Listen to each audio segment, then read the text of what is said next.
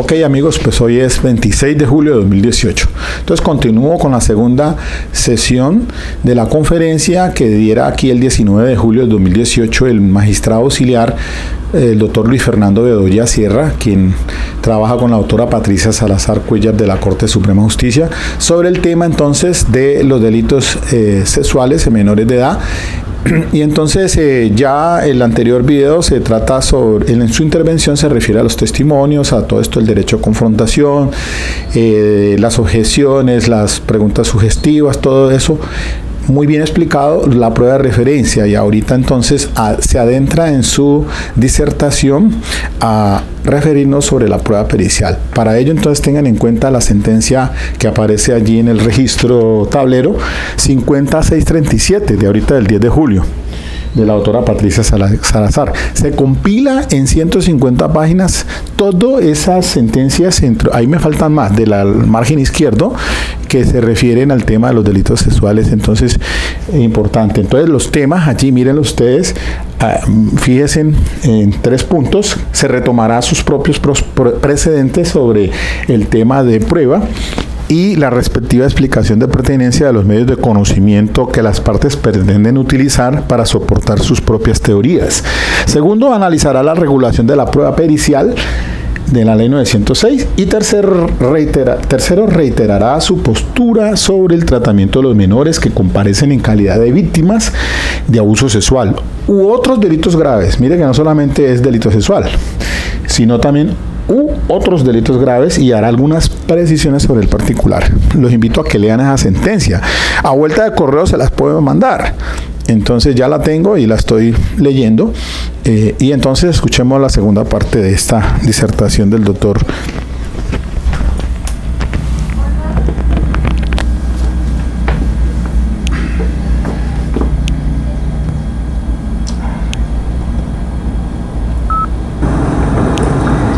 Y en este aspecto viene una de las grandes transformaciones de la jurisprudencia en los últimos meses, porque la Corte se viene preguntando qué es lo que debemos entender en estricto sentido por prueba pericial. Punto número 1. Y punto número 2, ¿cuál es el proceso para incorporar un dictamen pericial? ¿Cómo lo venimos haciendo ahora? Las opiniones llegan al juicio en paracaídas.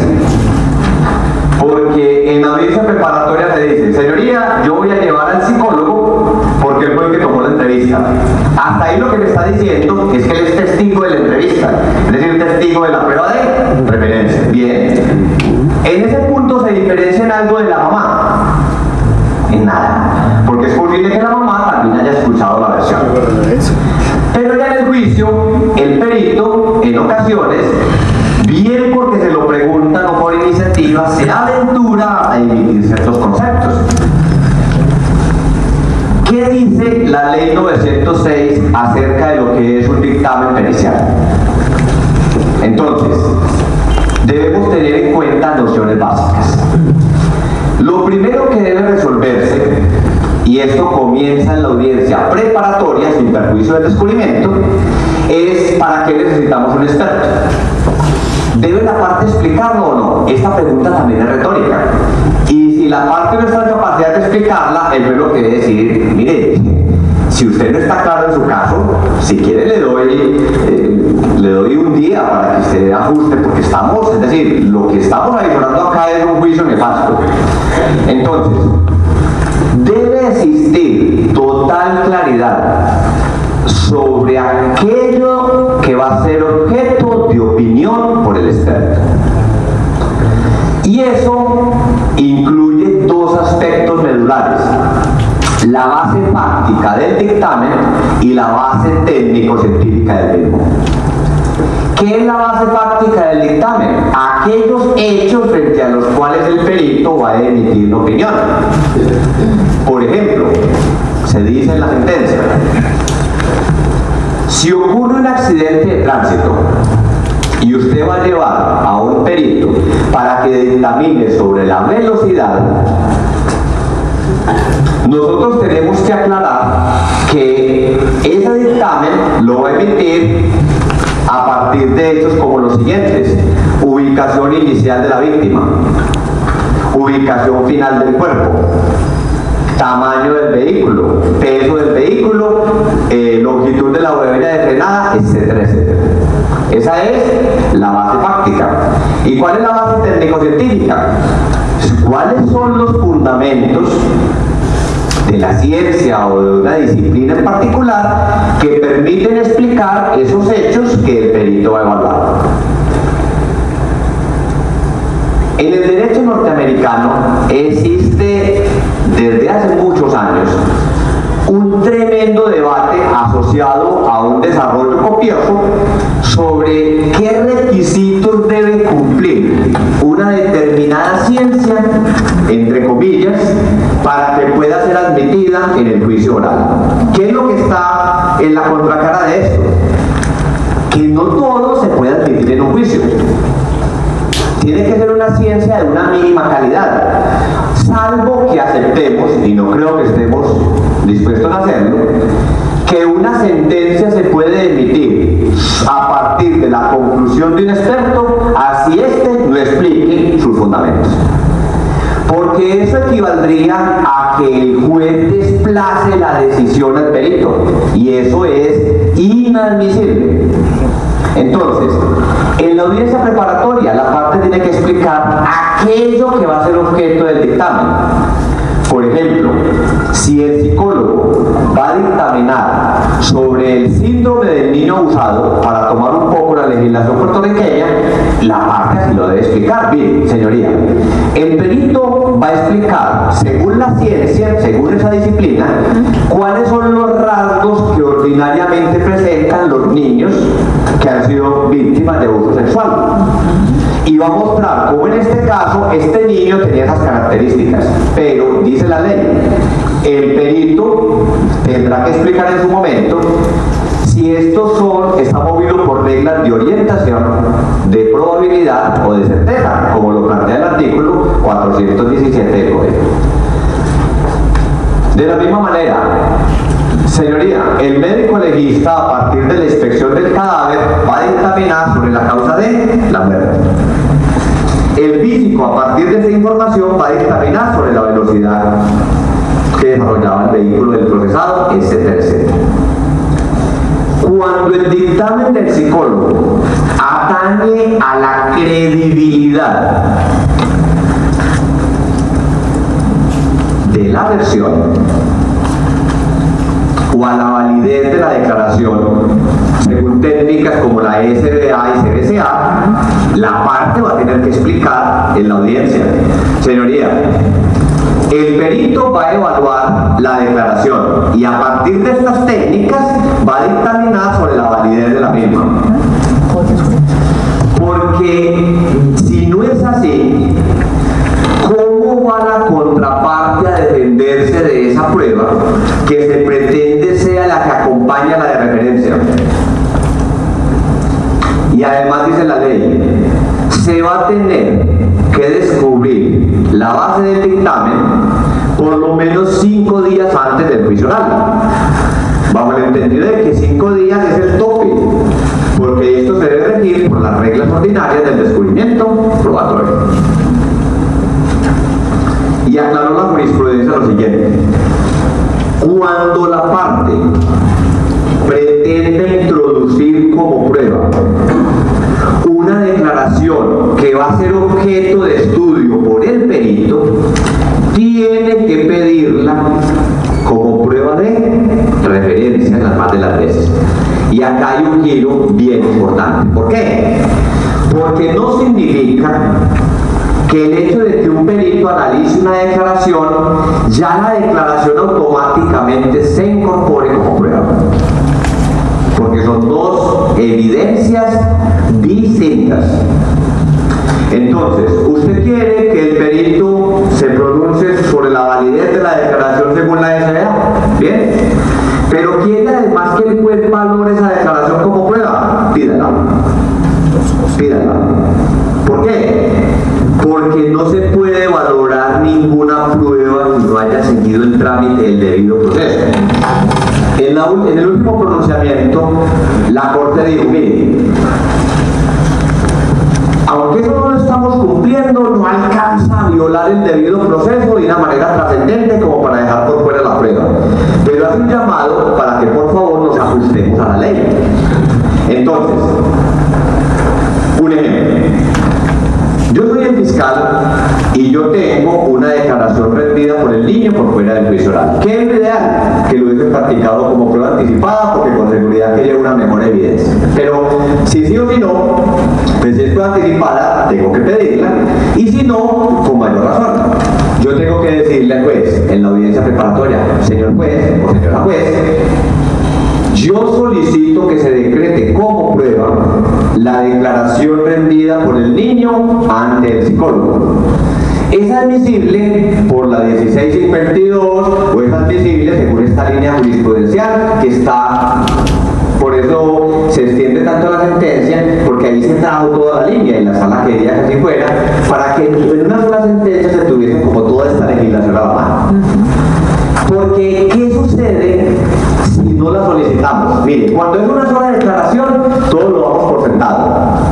En el caso que analizó la Corte, la niña rindió múltiples declaraciones. La niña le dio su versión a la mamá. La niña le dio su versión al psicólogo de la fiscalía. La niña le dio la versión a una defensora de familia, a la médico que le hizo el examen sexológico. Pero también le dio versiones a los psicólogos que comparecieron a instancias de la defensa.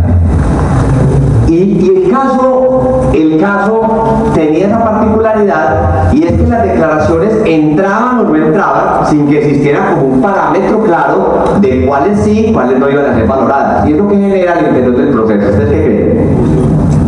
Confusión, porque fíjense que no sabemos cuál es la prueba.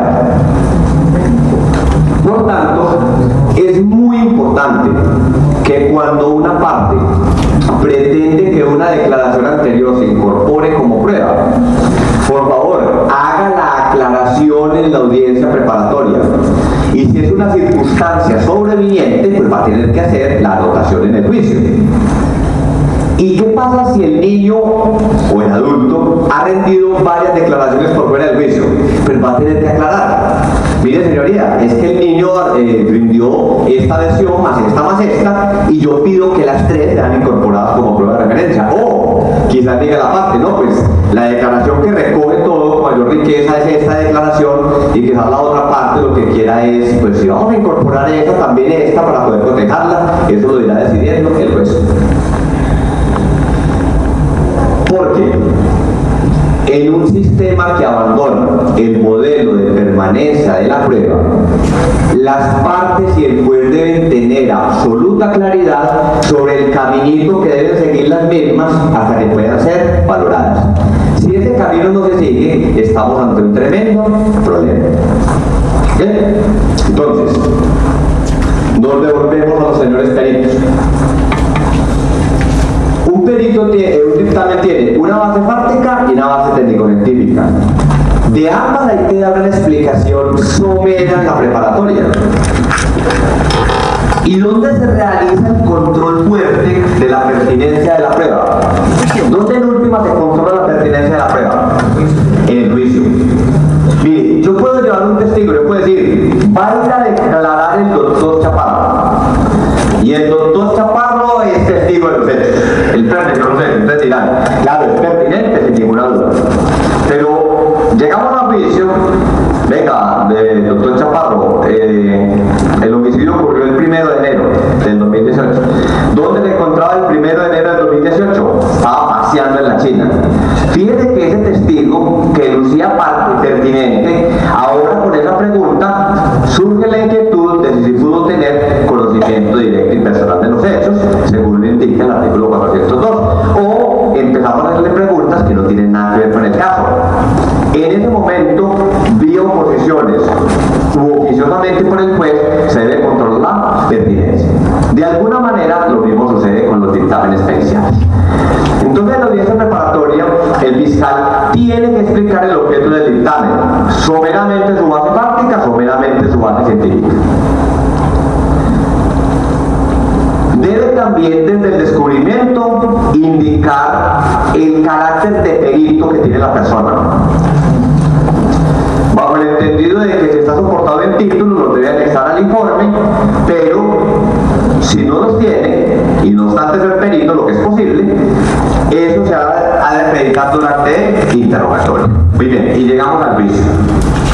Y en el juicio oral, la prueba pericial tiene la mejor reglamentación, en mi opinión, porque el artículo 417 te indica con pelos y señales cómo se interroga a un perito. Las tres primeras preguntas sobre su formación y su experiencia. Las siguientes preguntas sobre la calidad de la ciencia. Y luego sobre cómo aplica esa ciencia a los hechos en materia de investigación. Señores peritos, especialmente los psicólogos que tienen y psiquiatras que tienen tanta incidencia en estos casos de menores, no den por sentado que los abogados manejamos esas reglas de la psicología, porque si fuera así no necesitaríamos peritos. Entonces, esto va como de lado y lado. La parte tiene que prepararse lo suficientemente bien para interrogar al perito y llevarle esta información al juez. Y muy importante en este aspecto, la calidad de la ciencia. La calidad de la ciencia. Al punto que el artículo 422 dice que cuando vamos a traer cosas nuevas, eso será admisible si solo si cumple los estándares establecidos en esa norma, que eso haya tenido cierta aceptación en la comunidad científica, que eso haya tenido cierta divulgación, etcétera, etcétera. Entonces, si uno va a dictaminar sobre un asunto novedoso, y en la psicología para los abogados prácticamente todo lo es, vas a tener que explicar cuáles son los estudios, cuál es el estado del arte sobre ese punto, cuáles son las reglas que gobiernan esa explicación que vas a dar. Por ejemplo, si uno va a decir en el juicio, un experto va a decir en el juicio oral, que es que el niño miraba para el techo todo el tiempo durante la entrevista. Y eso lo que significa es que fue abusado sexualmente. El juez va a necesitar que le explique cuáles son los estudios que demuestran que esa mirada hacia el techo implica que ha sido abusado, porque no puede pretender el experto que la condena se base en algo que no ha sido medianamente explicado. ¿Significa esto interrogatorios de 3 días o discursos de 3 días? Con toda seguridad que no, pero sí una explicación suficiente. Y una recomendación, que no me la están pidiendo por loco, con mucho agrado: no caiga en la tentación de emitir un concepto si usted en ese momento no está preparado, porque el daño que puede hacer es incalculable. Bien porque un abusador quede por fuera, lo que es grave, pero lo que sería mucho más grave es que alguien sea condenado sin que se hayan hecho las demostraciones básicas en el proceso. Entonces, ¿a qué veníamos acostumbrados, para ser franco? A que la prueba de referencia la veníamos complementando, perdónenme la expresión y con las comidas banales, con cualquier cosa. Ya nos parecía suficiente cualquier cosa. Y lo único que está haciendo la jurisprudencia es decir, la ley establece los parámetros que deben cumplir las opiniones para que puedan tenerse como tales en el proceso. Hagamos buenos estudios. Por ejemplo, en materia de análisis de credibilidad o de validez de las declaraciones, hay unos estudios muy importantes que demuestran que debe establecerse que la declaración tenga cierta calidad. Es decir, no toda declaración soporta un estudio de estos.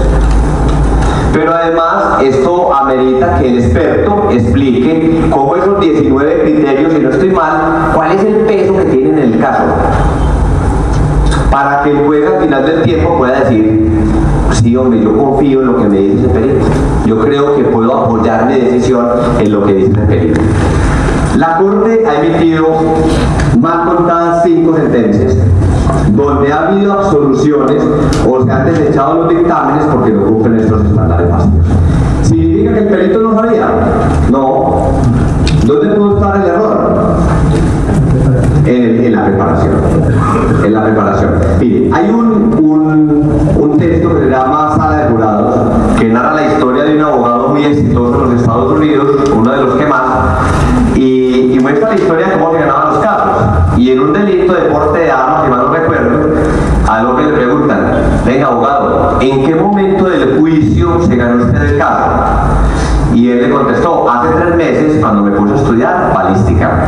Porque si tú vas a presentar a un experto, con el experto mismo tienes que preparar el interrogatorio para que sea pertinente, sólido y verdaderamente útil. Entonces,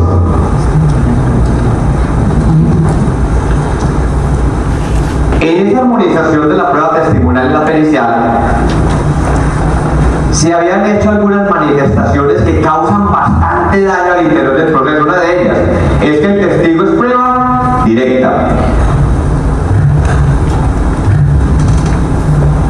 ¿Prueba directa de qué? Y tenemos que preguntarnos qué es lo que significa prueba directa. Los conceptos de prueba directa o indirecta tienen una cantidad de acepciones. Nosotros vamos a ocuparnos de una de ellas.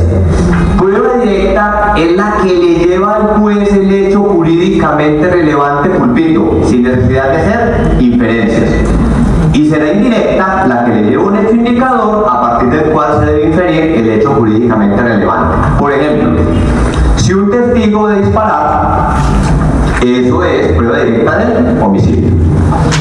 Pero si un testigo presencia la amenaza, será testigo de un hecho indicador. Entonces, cuando decíamos que el perito era testigo directo, en verdad había un error conceptual notorio, porque la única forma de que el perito fuera testigo directo de un delito sexual es que lo estuviese viendo cuando el niño se cometió, lo que no va a suceder es algo que incurra como mínimo en una omisión de socorro, ¿no? Yo no sé si recuerdan el caso de la costa de 2 policías que grabaron un abuso sexual para obtener la mejor prueba. Ese es, aparte de que, bueno, quizás incurrió en un delito, no sé. Pero ese será un evento donde el investigador, en ese caso, un policía, puede ser testigo directo. De resto, los psicólogos ordinariamente son testigos de hechos indicadores. Porque si un niño tiene el síndrome del niño abusado, eso es un hecho indicador de que pudo ser abusado. En la vieja terminología, eso será un indicio. Un indicio.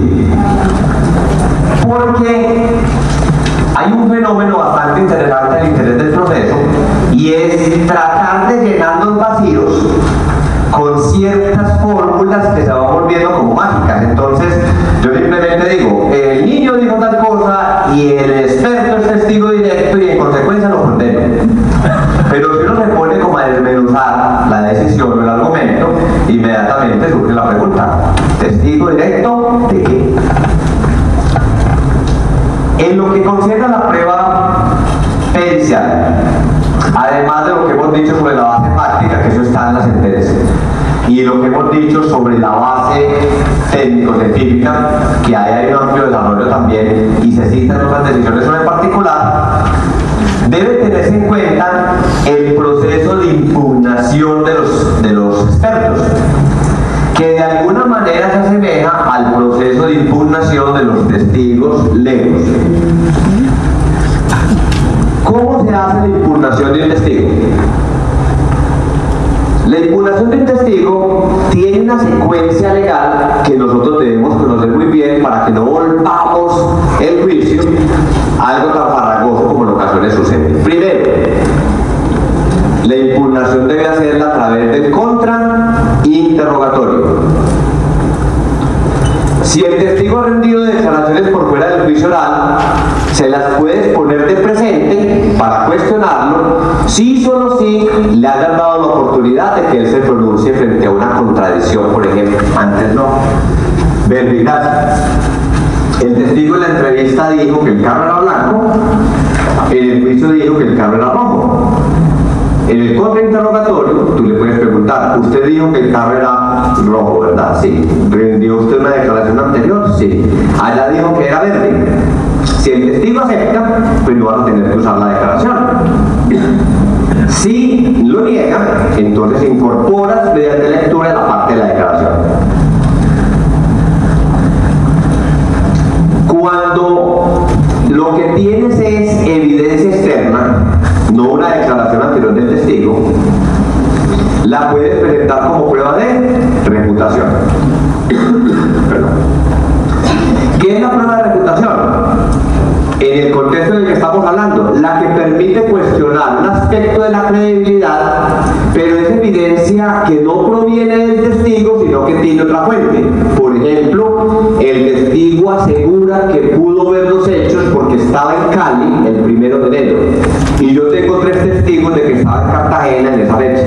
Esos testigos vendrán como prueba de refutación. Pero sí, solo sí, le hayan dado la oportunidad al testigo de que se pronuncie.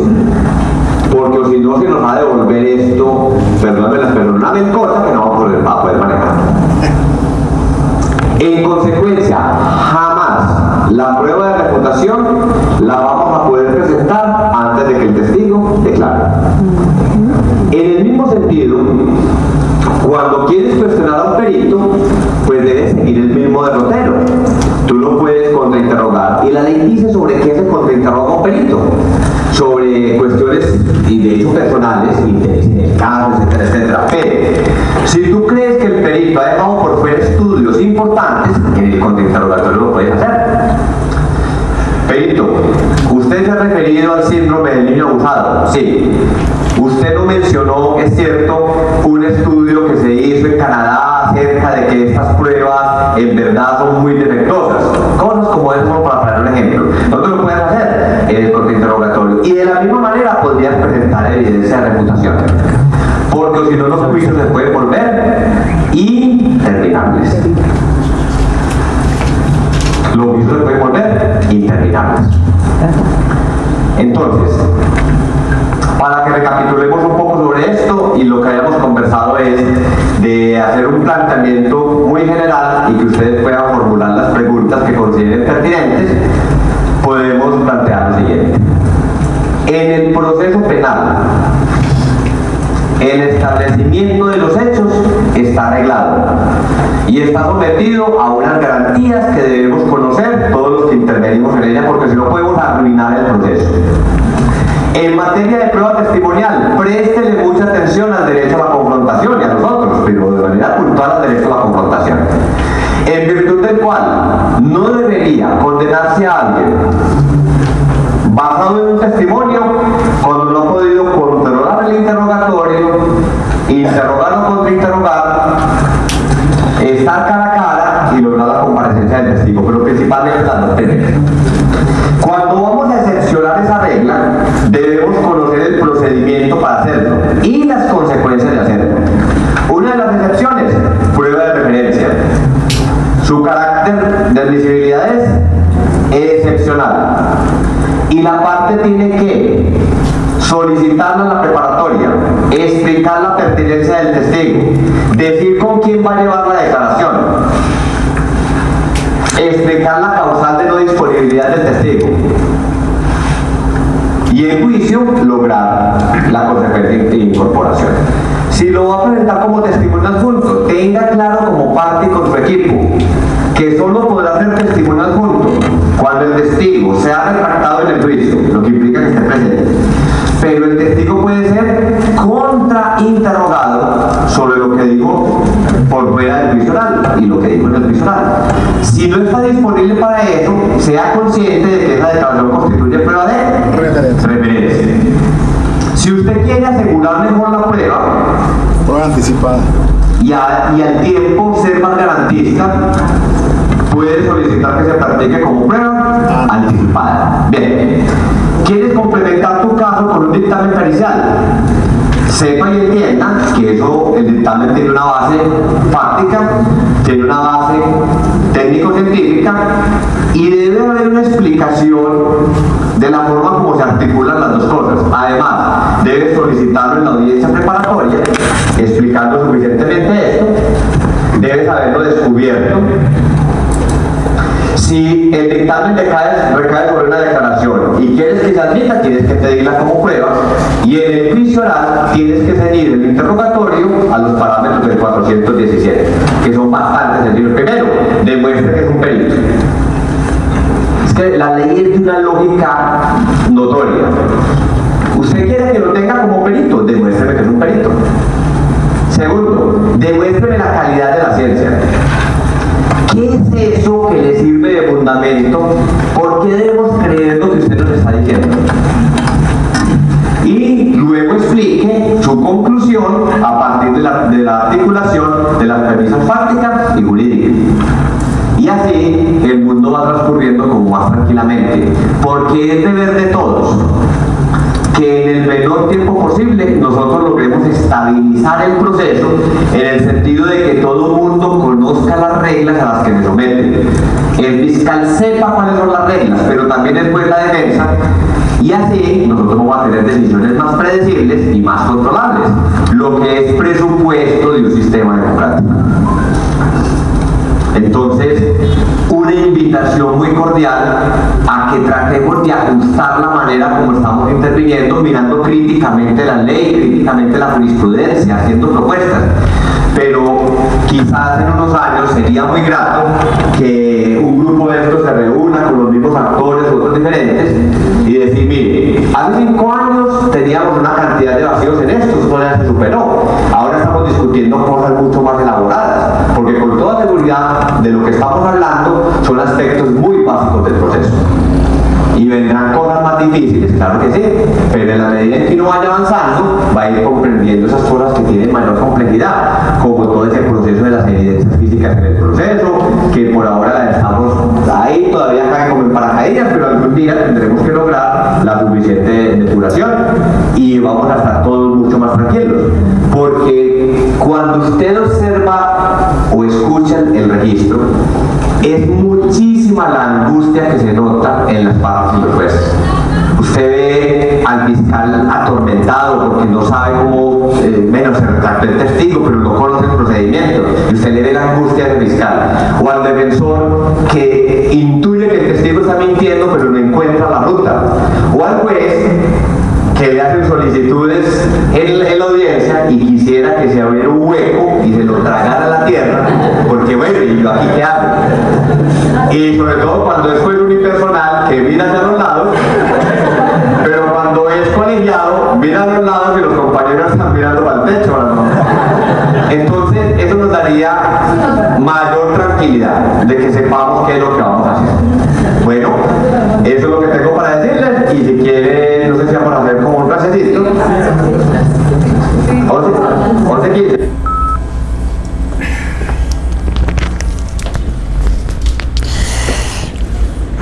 Bueno, muy bien. Interesante, supremamente interesante la disertación que hiciera el doctor Luis Fernando Bedoya Sierra, magistrado auxiliar que trabaja pues con la doctora Patricia Salazar Cuéllar. El hombre con unas capacidades como abogado excelentes. La jurisprudencia, pues, quien se redacta, el hombre de atrás, quien redacta esas providencias y que trabaja con la doctora Patricia Salazar Cuéllar, pues es este abogado. Paisa por la voz, pues el acento, el tono que tiene en su voz, se ve que no es paisa. Bueno, excelente, y se lo agradecemos. Voy a complementar con esto. Miren, nuestra legislación 906 sobre el tema de la prueba pericial, pues es de las más completas.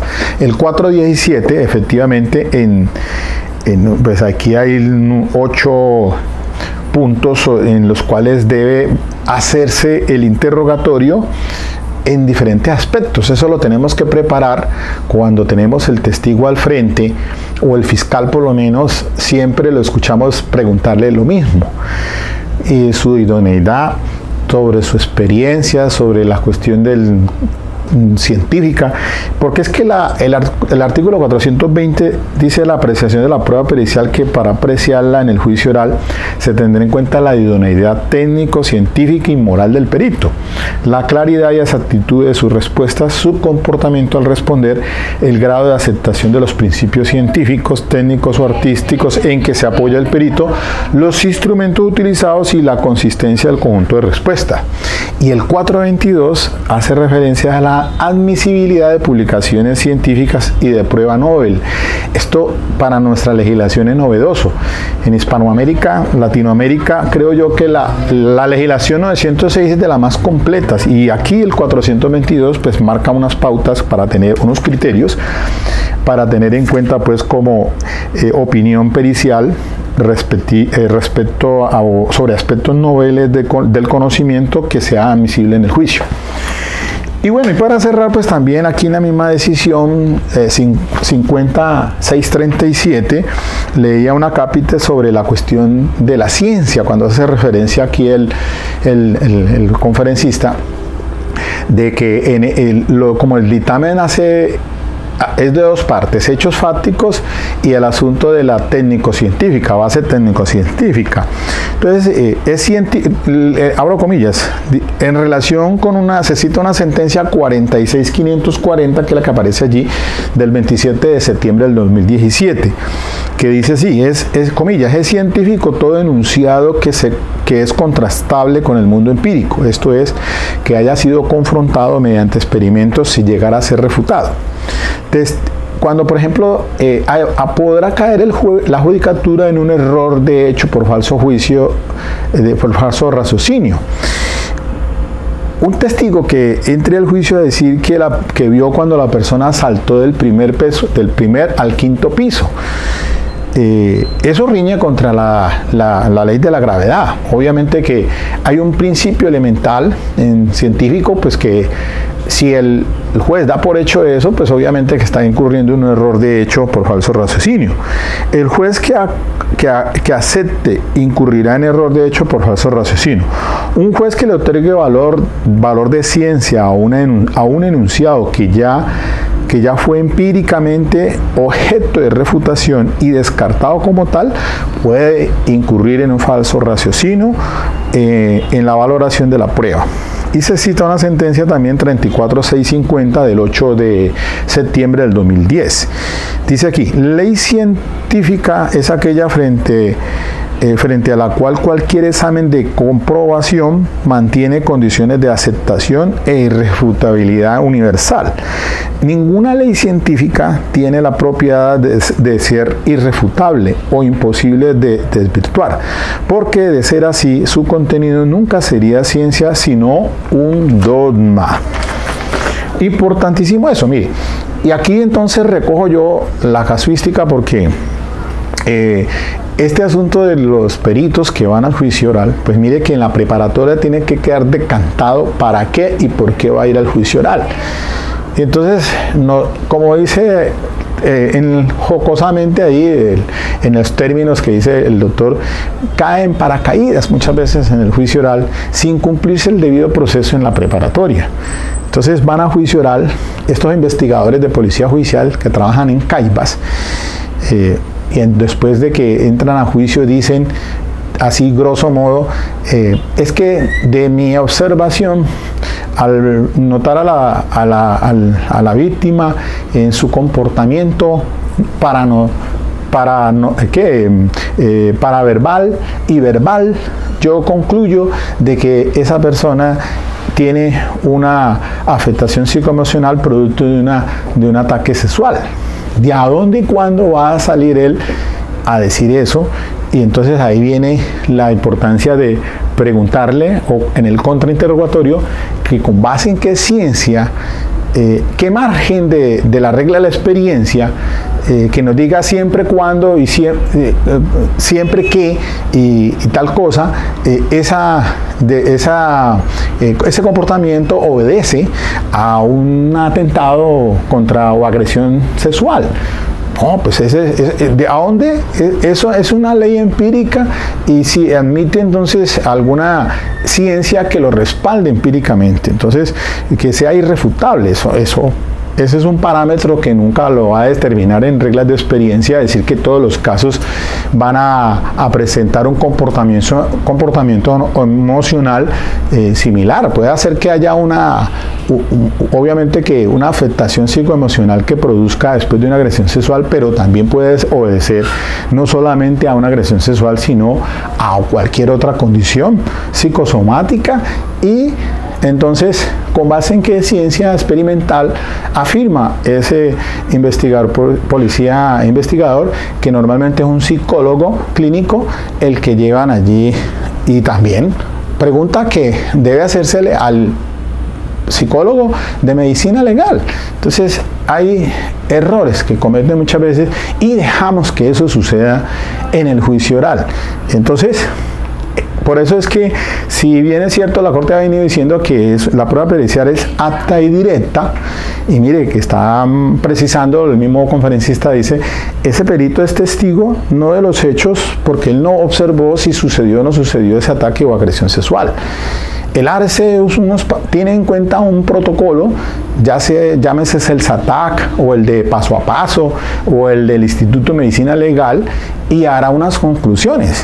Entonces, por eso también incluso le hacía yo una observación de que muchas veces hay agresiones sexuales repetidas con diferentes actores. Entonces, como un perito de medicina legal, si se circunscribe solamente, como dice el fiscal, a ese evento, a esa investigación, y cuando vamos a preguntarle nos objetan porque nos dicen que eso no es parte de esa investigación. Entonces, ¿cómo hace un perito para discernir o concluir que ese episodio de carácter sexual o ese comportamiento de esa persona que está viendo, está examinando, es exclusivamente de esa agresión, y también podría decirse que cómo hace él para determinar que de pronto no pudo haber sido de otro episodio sexual con otro diferente actor en diferente época?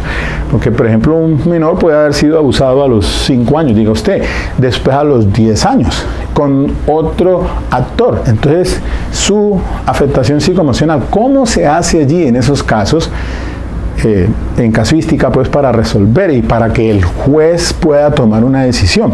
Entonces, el juez es el que, bajo el principio de mediación, tiene que tomar la decisión finalmente, y por eso se apoya en los peritos, y por eso es que las preguntas no deben de ser introducidas sugestivamente, como lo dijo al conferencista, porque eso le hace mucho daño a la justicia, y entonces los jueces no pueden desplazar su propia decisión con base en un peritazgo o un perito, porque pues él tiene que tener el fundamento o las argumentaciones de peso para que se apoyen ellas. Entonces, ante la falencia que la prueba de referencia del 381 dice que no se puede condenar exclusivamente en prueba de referencia, pues se acude entonces a la prueba pericial. Y ahora hace énfasis, mire, el conferencista, sobre el valor que tiene la prueba anticipada, y el cual, pues, yo estoy más que seguro que los fiscales ahora pues estarán apuntándole para que quede sólida, consistente, como mejor evidencia. Bueno, mis queridos amigos, yo creo que dejemos allí. La fase más adelante que voy a hacer acá es las preguntas que se dieron allí. Lo haremos pues en 2 sesiones también, para ver las preguntas que hiciera la judicatura y las respuestas del conferencista. Bueno, hasta aquí pues, espero que les guste esto, socialicen, estudien esa sentencia 50637 reciente de la Corte Suprema de Justicia. Ok, buen fin de semana.